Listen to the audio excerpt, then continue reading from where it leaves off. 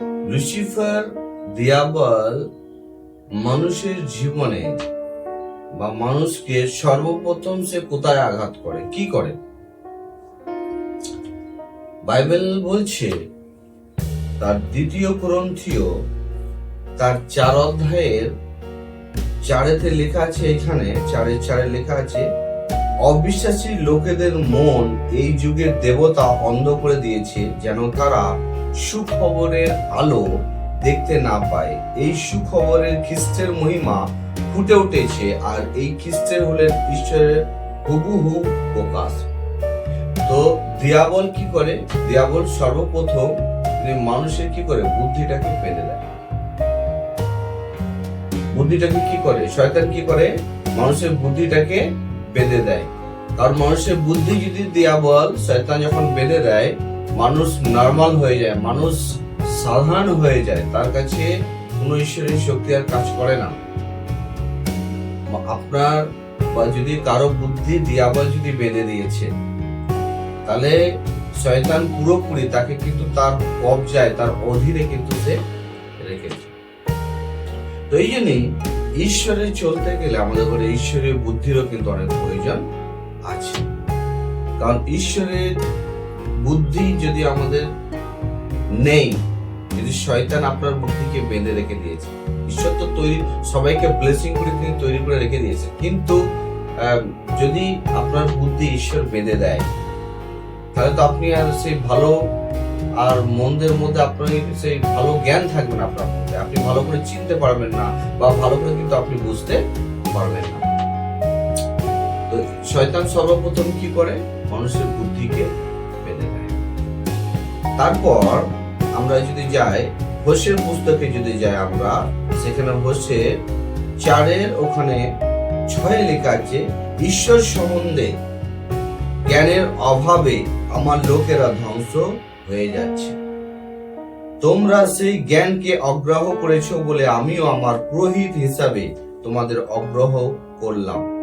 তোমরা তোমাদের ঈশ্বরের আইন কানুন ভুলে গেছো, তাই আমি তোমাদের ছেলে মেয়েদের ভুলে যাব। দেখবে ঈশ্বরীয় জ্ঞান না থাকার কারণে, বাইবেল কি বলছে যে ঈশ্বরীয় জ্ঞান না হওয়ার কারণে আজ মানুষের জীবনে এত দুঃখ, আজ মানুষের জীবনে এত কষ্ট, আজ মানুষ শুকনো পাতার মতো উড়ে বেড়াচ্ছে, আজ মানুষ ছুটে বেড়াচ্ছে। কিসের জন্য? ঈশ্বরীয় জ্ঞানের অভাব। কারণ ঈশ্বরীয় জ্ঞান নেই বলে কি হয়েছে? মানুষের মৃত্যুর সংখ্যা বেড়ে আছে দিন দিন।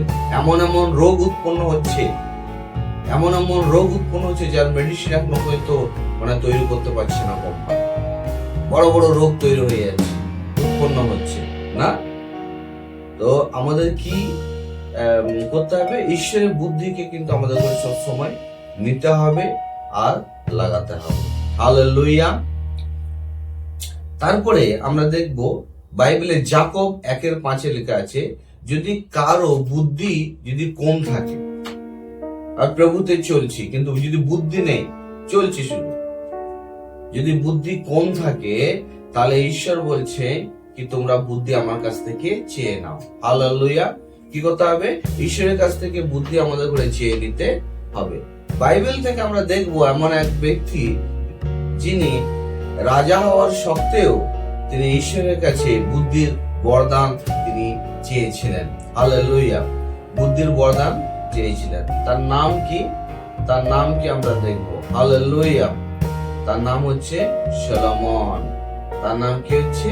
সলোমন। রাজা দাউদের মৃত্যুর পর, রাজা দাউদের মৃত্যুর পর রাজার সিংহাসন সেই সিটে বসলেন সলোমন। সলোমন তিনি ইসরায়েলদের রাজা হলেন। আমার প্রিয় বিশ্বাসীদের ইসরায়েলদের তিনি রাজা হলেন। তো সলোমনের বুদ্ধির অভাব ছিল, জ্ঞানের অভাব ছিল। তিনি ঈশ্বরকে খুশি করলেন আর ঈশ্বর দর্শন দিয়ে সলোমনকে বললেন কি তুমি চাও, তোমার কি প্রয়োজন? জানেন, সলোমন অন্য কিছু তিনি চাইনি, তিনি প্রতিষ্ঠা চাননি, তিনি মান সম্মান চাননি, তিনি টাকা পয়সা চাননি, কিন্তু তিনি ঈশ্বরের কাছে চেয়েছিলেন কি প্রভু গো তুমি আমায় জ্ঞান দাও, প্রভু গো তুমি আমায় বুদ্ধি দাও, জ্ঞান আর বুদ্ধি দাও প্রভু। আর ঈশ্বর সলোমনের এই বুদ্ধি চাওয়াতে অত্যন্ত খুশি হলেন। আর ঈশ্বর শুধু সলোমনকে তিনি বুদ্ধি দিলেন না, বুদ্ধির সাথে সাথে তিনি আরো অর্থেরও তিনি সোনাদানাও তিনি কি করলেন, সলোমনকে ঈশ্বর ব্লেসিং করলেন। Hallelujah, hallelujah, hallelujah.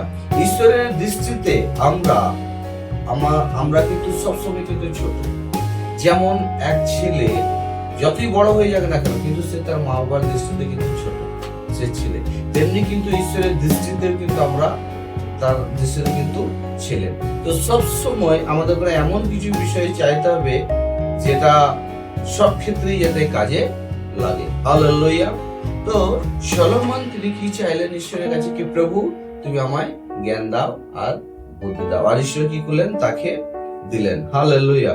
তারপরে আমরা যদি পড়ি হিতোপদেশ 3:7, ওখানে লেখা আছে আপনি দৃষ্টি মে বুদ্ধিমান না হোনা। কোনদিন যেন আমরা আমাদের দৃষ্টিতে বুদ্ধিমান না হই, আমাদের মধ্যে যে বুদ্ধি আছে সেই বুদ্ধিতে যাতে আমরা গর্ব না করি। আজ আমরা যদি এই জগতের মধ্যে আমরা যদি তাকাই, আমরা দেখব যে সবাই কি করছে, সবাই মানে কম্পিটিশন চলছে এখানে, যে আমার বেশি বুদ্ধি, ও বলছে আমার বেশি বুদ্ধি। কিন্তু ঈশ্বর বলছেন কি আমার লোকেরা বুদ্ধির অভাবে নাশ হয়ে যাচ্ছে, আমার লোকেরা বুদ্ধি না হওয়ার কারণে কি হয়েছে, তারা শেষ হয়ে যাচ্ছে। ঈশ্বরীয় নলেজ কিন্তু আমাদের মধ্যে রাখতে হবে। হালেলুয়া। ঈশ্বরের পথে চলতে গেলে ঈশ্বরীয় নলেজ কিন্তু আমাদের ঘরে রাখতে হবে, কারণ ঈশ্বরীয় নলেজ আমাদের ঘরে কি করে, ঈশ্বরের কাছে নিয়ে যায়, ঈশ্বরের হইতে আমাদের জীবনে আশীর্বাদ নিয়ে আসে। Praise the Lord. হালেলুয়া। তাহলে আমরা নিজের বুদ্ধিতে যেন আমরা বুদ্ধিমান না হই। আর 2 কুরিন্থীয় 4:4 ওখানে পড়লাম, তারপরে হোসে 4:6 আমরা পড়লাম, তারপরে 2 বংশাবলী তার 1:11 থেকে 12 যেখানে আমরা সুলেমানের সম্বন্ধেও আমরা কিন্তু পড়ে আমরা জানতে পারলাম। তারপরে যাকব 1:5 কারো যদি বুদ্ধি যদি কম হয়, দেখা যাচ্ছে কারো বুদ্ধি নেই, অনেক বুদ্ধির পরিমাণ কম, সে বুঝতে পারে না, সে ভালোভাবে নিতে পারে না ঈশ্বরের বিষয়টাকে, সে সুসমাচার অনেক সময় শোনে কিন্তু তার মধ্যে সে থাকে না। তো বাইবেল বলছে কি তুমি কি করো, ঈশ্বরের কাছে বুদ্ধি চেয়ে নাও। হালেলুয়া। তো আজকে আমরা দেখলাম যে যদি কারোর মধ্যে বুদ্ধি কম থাকে তাহলে ঈশ্বরের কাছ থেকে চেয়ে নিতে হবে। আর ঈশ্বরীয় নলেজ না থাকা মানে একটা বোকামো, একটা নির্বুদ্ধির মতো জীবন যাপন করা। বাইবেলে যদি মথুরুচি সুসমাচারে যায়, সেখানেও প্রভু যীশু মসিহ তিনি ওখানে সে মূর্খ আর বুদ্ধিমানের সম্বন্ধে তিনি ওখানে মথি দ্বারা প্রকাশ করেছেন কি, যে একজন বুদ্ধিমান ব্যক্তি আর একজন মূর্খ ব্যক্তি তারা কি করছিলেন, দুজন ব্যক্তি ঘর তৈরি করছিলেন না। হালেলুয়া। ঈশ্বর সবসময় কিন্তু তিনি বুদ্ধিমান ব্যক্তিকে পছন্দ করেন। আর ঠিক সেভাবে মানুষ বা আমাদের মাঝখানেও কিন্তু আমরা যদি কাউকে চুজ করি, আমরাও কিন্তু সে বুদ্ধিমান আর ট্যালেন্ট ব্যক্তিকেই চুজ করি। তাহলে ঈশ্বরীয় বুদ্ধি আমাদের মধ্যে হওয়ার প্রয়োজন আছে। আসুন আমরা চোখ বন্ধ করি, আমরা প্রার্থনা করি। স্বর্গের পিতা, যতজন ইউটিউব দেখছে প্রভু, যাদের মধ্যে ঈশ্বরীয় নলেজ নেই প্রভুজি, তাদের মধ্যে তুমি ঈশ্বরের নলেজ দাও, ও ঈশ্বরের জ্ঞান দাও প্রভু গো, যাতে প্রভু গো তোমার সে প্রকাশকে প্রভু, তোমার প্রতিরূপ আর তোমার সে ব্লেসিং এর ভাগীদার হয়ে প্রভু যাতে জীবন ব্যতীত করতে পারে, আরো প্রভু ওনাদের জীবন অপ্রয়োজনীয় একটা আশীর্বাদের কাম করতে পারে।